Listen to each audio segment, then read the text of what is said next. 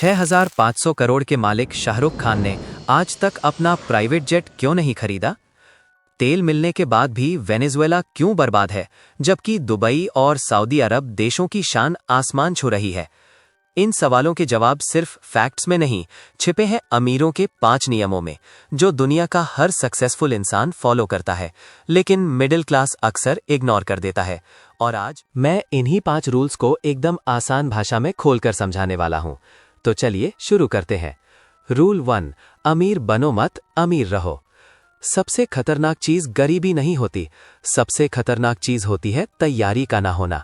आपने ऐसे कई लोग देखे होंगे जो एक बार तो पैसा कमा लेते हैं, नाम भी बना लेते हैं, पर जिंदगी उन्हें फिर वहीं लाकर खड़ा कर देती है जहां से उन्होंने शुरू किया था।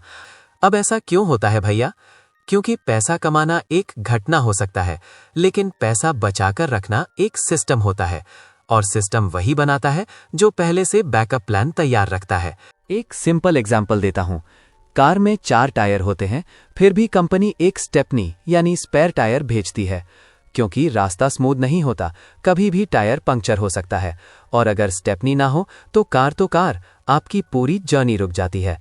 बस यही लॉजिक लाइफ पर भी लागू होता है। आपकी इनकम आपका मेन टायर है, इंश्योरेंस आपका स्पेयर टायर है। अमीर लोग यही करते हैं, जो मिला है उसे खोने से पहले बचाने की प्लानिंग। इसलिए वो टर्म इंश्योरेंस लेते हैं, ताकि कल को वो ना रहें तो फैमिली रुके ना। हेल्थ इंश्योरेंस अलग से लेते हैं, अचानक हॉस्पिटल का बिल आए तो उनकी सेविंग्स, एफडी, एसआईपी, इन्वेस्टमेंट सब जलकर राख ना हो जाए। मिडिल क्लास क्या सोचता है? हमारे साथ तो कुछ नहीं होगा, और यही ओवर कॉन्फिडेंस बिना तैयारी के फाइनेंशियल टाइटैनिक जैसा बन जाता है, जो एक झटके में डूब सकता है। अमीर बनना मुश्किल है, पर अमीर बने रहना उससे ज्यादा मुश्किल है, और जो लोग इस ट्रूथ को जल्दी समझ लेते हैं, उनका पैसा सिर्फ सुरक्षित नहीं रहता, बल्कि समय के साथ ग्रो भी करता है। Rule number 2, buy versus afford. दोस्तों, अब आते हैं पहले सवाल के पीछे छिपे माइंडसेट पर। शाहरुख खान ने प्राइवेट जेट क्यों नहीं खरीदा? शाहरुख खान 6,500 करोड़ के मालिक हैं। वो चाहे तो 300-400 करोड़ का जेट आज ही ले सकते हैं, लेकिन वो नहीं लेते, क्योंकि वो एक बात जानते हैं, बाय करना अलग बात है, अफोर्ड करना अलग बात है। इसे एकदम आसान भाषा में समझिए। बाय का मतलब है आपके पास उतना पैसा एक बार में है कि आप चीज खरीद लो।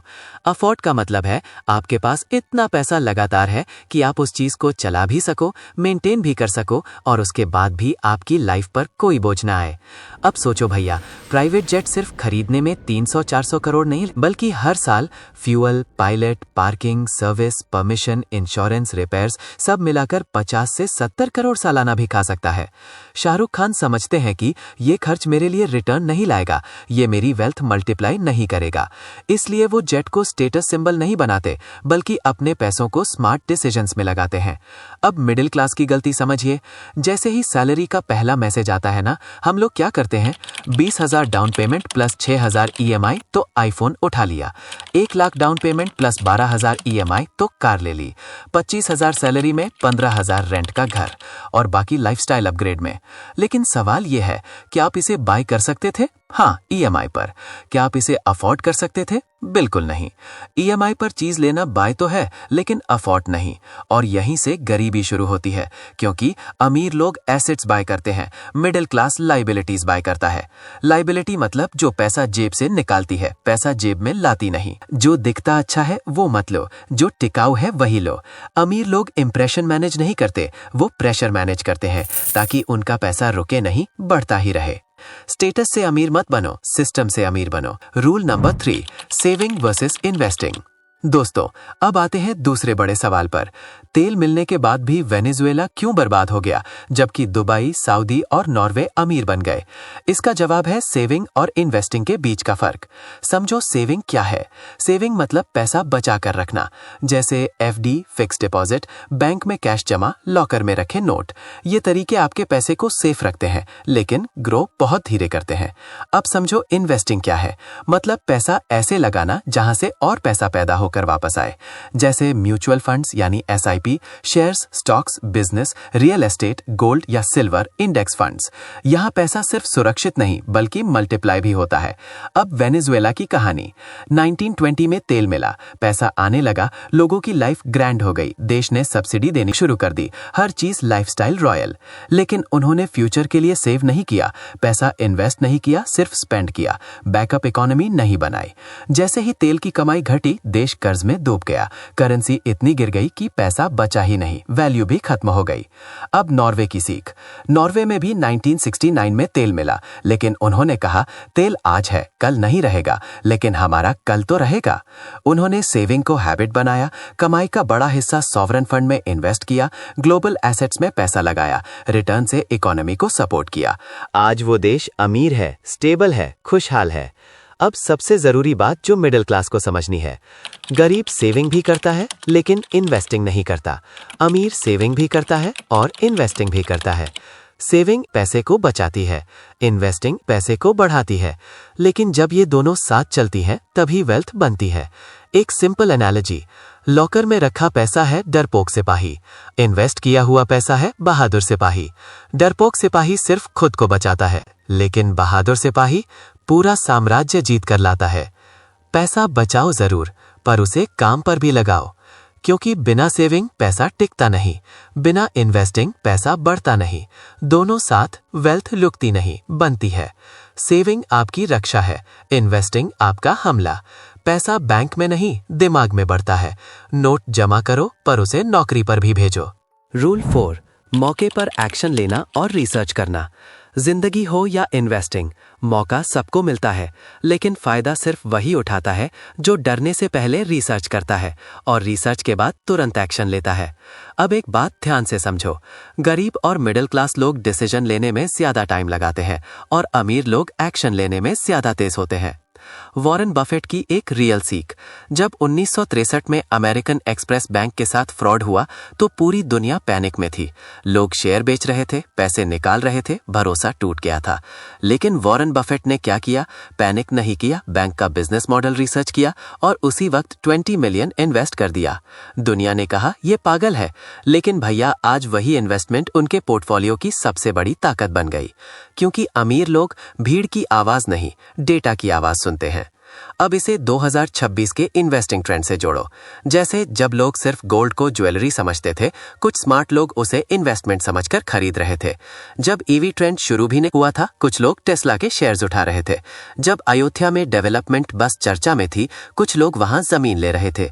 मौका बड़ा बनने के बाद इन्वेस्ट करना समझदारी नहीं, मौका छोटा रहते हुए इन्वेस्ट करना अमीरी की निशानी है। मिडिल क्लास माइंडसेट प्रॉब्लम, ये रिस्की तो नहीं, अभी थोड़ा और सोच लें, कहीं नुकसान तो नहीं।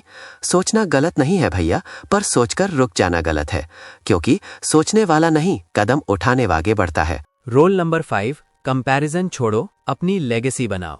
दोस्तों, दुनिया में 2 तरह के लोग होते हैं। पहले वो जो अपनी लाइफ खुद प्लान करते हैं और दूसरे वो जो दूसरों की लाइफ कॉपी करते हैं। और सच तो ये है भैया कि जो दूसरों की लाइफ कॉपी करता है वो खुद की कहानी कभी नहीं बना पाता। अब एक सबसे बड़ा सच सुनिए, अमीर लोग कभी तुलना नहीं करते, वो निर्माण करते हैं। अंबानी अपनी बेटी की शादी में 5,000 करोड़ खर्च कर सकते हैं, क्योंकि वो खर्च उनकी संपत्ति का 1% भी नहीं था। और वो सिर्फ एक खर्च नहीं था, वो थी ब्रांडिंग, मार्केटिंग और बिजनेस मैग्नेट। उस एक शादी से दुनिया भर में चर्चा हुई, ब्रांड वैल्यू बढ़ी और बिजनेस का भरोसा बढ़ा।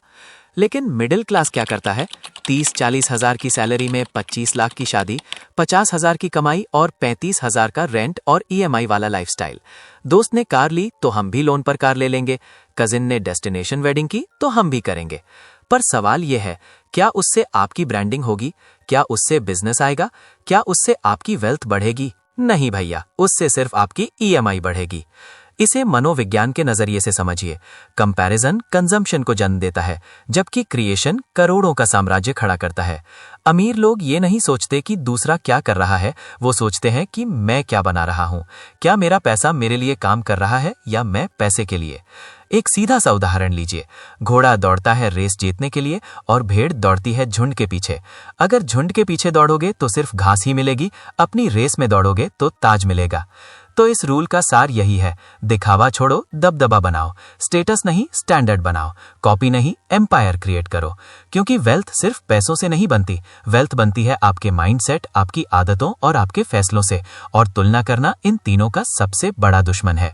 याद रखिएगा, गरीब भीड़ को फॉलो करता है और अमीर विजन को। आपका लाइफस्टाइल नहीं बल्कि आपका सिस्टम आपको अमीर रखेगा। दूसरों की चमक मत देखिए, अपनी आग जलाइए। दोस्तों, पैसा कमाना जरूरी है, लेकिन उससे ज्यादा जरूरी है पैसा सही जगह लगाना और उसे सुरक्षित रखना। अगर आप भी अपनी फाइनेंशियल लाइफ को अगले लेवल पर ले जाना चाहते हैं तो आज से स्मार्ट फैसले लेना शुरू करें। अब आपकी बारी है। कमेंट में लिखें, मैं मनी नेक्स्ट फैमिली का हिस्सा हूं, क्योंकि जो सीखता है वही आगे बढ़ता है। ऐसे ही और दमदार इंसाइट्स पाने के लिए वीडियो को लाइक करें और चैनल को सब्सक्राइब करें। मिलते हैं अगले वीडियो में। तब तक स्मार्ट रहिए, सेफ रहिए और इन्वेस्टेड रहिए, सिर्फ मनी नेक्स्ट पर।